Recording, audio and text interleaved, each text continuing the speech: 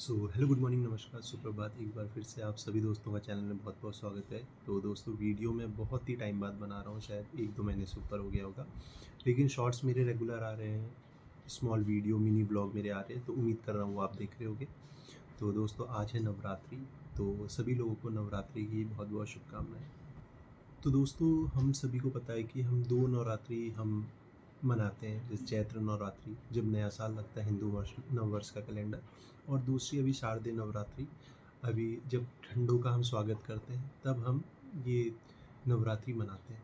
तो क्या आप लोगों को पता है कि एक साल में 4 नवरात्रियाँ आती है? तो हो सकता है कि आप बहुत लोगों को नहीं पता हो, कुछ लोगों को पता भी हो, तो आइए चलो इसके बारे में बात करते हैं। दोस्तों जो गुप्त नवरात्रि होती है, चलिए उसके बारे में बात करते हैं। बाकी जो प्रकट नवरात्रियाँ होती है तो उसके बारे में थोड़ा-थोड़ा बहुत सबको पता होगा, और उसके बारे में भी कुछ ऐसी चीज़ें बताऊँगा जो आप लोगों को शायद नहीं पता होगी या कम जानकारी होगी। तो दोस्तों अब बात करते हैं गुप्त नवरात्रि की, जो माघ और आषाढ़ के महीने में बनाई जाती है, और बाकी जो इसका उल्लेख कैसे इसकी पूजा करी जाती है, जो विधि-विधान है वो देवी भागवत में लिखा गया है। अगर आप पढ़ेंगे तो आपको सारी चीज़ें मिल जाएगी जानकारी।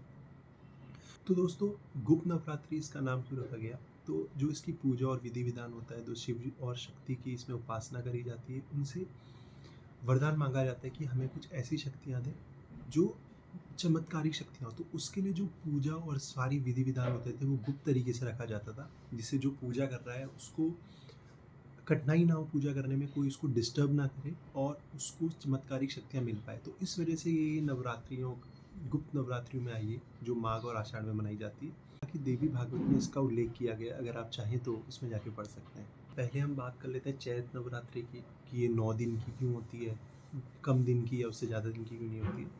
तो दोस्तों आपको पता होगा, या आपने पहले माइथोलॉजिकल कुछ ना कुछ सीरियल देखे होंगे, तो उसमें आपने राक्षस महिषासुर का नाम सुना है। तो उसने ब्रह्मा जी की तपस्या करी, तो और ब्रह्मा जी जब प्रसन्न हुए तो उसने ऐसा वरदान मांगा कि मुझे कोई मार ना सके और मैं अमर रहूं। तो ब्रह्मा जी ने ऐसा वरदान दिया कि उसको कोई भी पुरुष नहीं मार सकता, कोई देव नहीं मार सकता।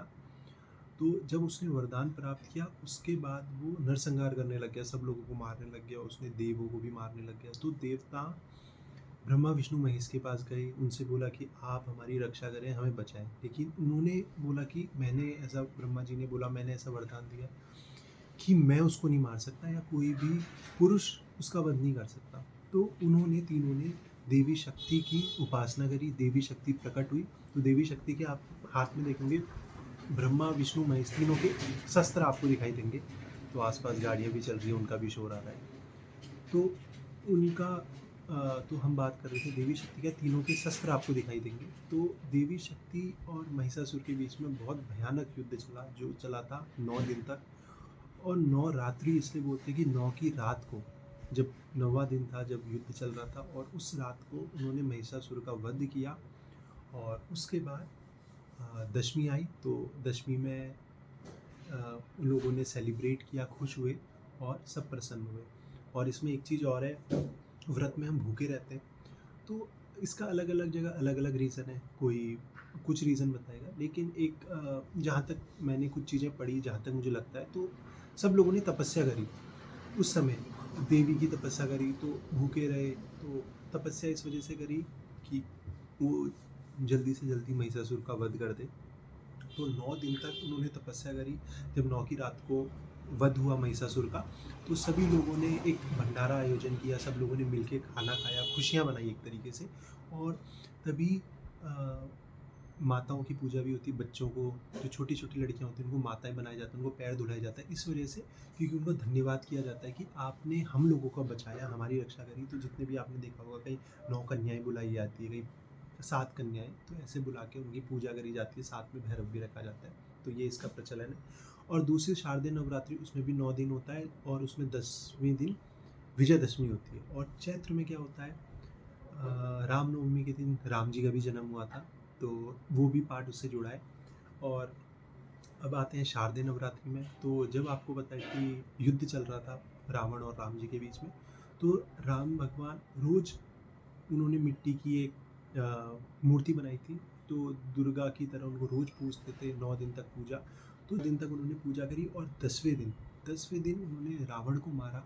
तो तभी दशहरा होता है, दशहरा हम सेलिब्रेट करते हैं। उसके बाद एक चीज़ और आपको बताना चाहूँगा, बहुत इंटरेस्टिंग फैक्ट है। तो उन्होंने दुर्गा की पूजा करी 9 दिन तक, 10वें दिन रावण को मारा, विजय हुए, जीते। उसके बाद जब वो दोबारा आए, अयोध्या आए, तो लंका से, श्रीलंका से अयोध्या आने में जो उनको समय लगा 20 दिन का लगा। तो इस वजह से दिवाली जब भी दशहरा होता है उसका एग्जैक्ट 20 दिन बाद होती है। जो वो पैदल चल के आए तो उनको 20 दिन का समय लगा, कहीं कहीं आपको 21 दिन भी लगेगा। अगर अभी भी आप गूगल में सर्च करेंगे कि कितना डिस्टेंस है, लगभग 3150 से ऊपर नीचे कुछ किलोमीटर होगा। अभी तो गूगल में डिस्टेंस थोड़ा बहुत ऊपर नीचे आ जाता है, लेकिन गूगल भी आपको शायद 21-22 दिन के आसपास दिखाएगा।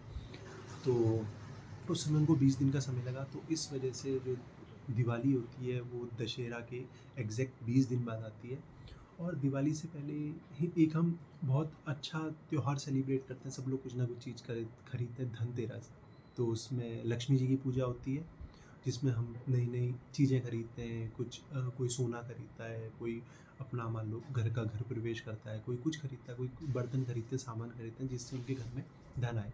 और साथ में उस दिन अब हमारा नेशनल आयुर्वेदा डे भी सेलिब्रेट किया गया है। वो क्यों रखा गया है? क्योंकि उसी दिन जब समुद्र मंथन हो रहा था, तो आपको याद होगा धन्वंतरी वैद्य, जो जिनको कह सकते हैं गॉड ऑफ आयुर्वेदा, तो वो अमृत कलश लेके प्रकट हुए थे। और वो जो धन्वंतरी वैद्य है वो आधे मनुष्य थे, आधे देवता थे। उसी दिन उनकी भी पूजा करी जाती है, धन्वंतरी वैद्य की। और घरों में भी आपने देखे होंगे कि घरों की कुछ टिप्स होती है कि कोई बुखार आ गया, कुछ आ गया, तो कुछ ना कुछ चीज़ें करते हैं कि घर की कुछ ना कुछ खाने की चीज़ होती है, या घर में कहीं पेड़ पौधे कुछ ना कुछ होते हैं, तो जड़ी बूटियों की तरह काम करते हैं। आपने सुना होगा अपने घर वालों से भी।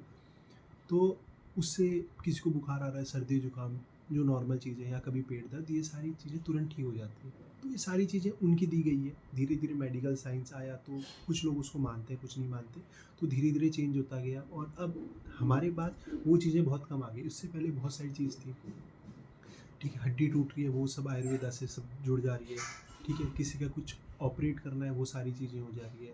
तो जो अब हम तक पहुँची, हम तक अब वो बहुत बेसिक चीज़ पहुँची। बेसिक क्या? सर्दी जुकाम बुखार पेट दर्द। अब मान लो किसी की हड्डी टूट गई, तो हम कहाँ जाएंगे? हॉस्पिटल जाएंगे।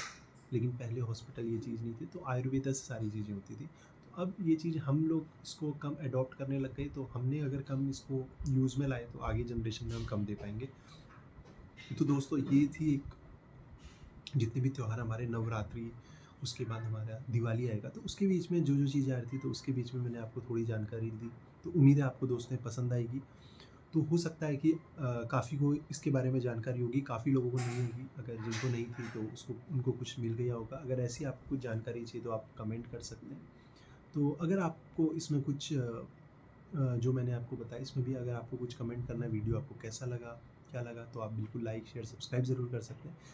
और ऐसी जानकारी के साथ फिर से वीडियो लाऊंगा। और अगर कोई ट्रिप की, कोई अच्छी ट्रिप बनेगी, तो दोस्तों उसकी भी वीडियो लाऊंगा। अभी कुछ ऐसी ट्रिप बन नहीं रही थी, तो ज़्यादातर मैं जहाँ जाता हूँ, मैंने आपको काफ़ी बार दिखा दिया, तो वो अब बोरिंग जैसा हो रहा था, तो इस वजह से मैंने उसमें ब्रेक कर दिया है। तो हो सकता है इंटरेस्टिंग वीडियो ऐसी लेके आऊँ, जानकारी वाली, या आपको कुछ जो भी वीडियो लाऊंगा, इन्फॉर्मेटिव वीडियो लाऊंगा, या कहीं जाने की, या कहीं कुछ बताने की। तो सभी लोगों को फिर से नवरात्रि, दिवाली, सभी त्योहारों की बहुत बहुत शुभकामनाएं। नई वीडियो में फिर से करेंगे आपके साथ मुलाकात, तब तक के लिए धन्यवाद। Okay, bye.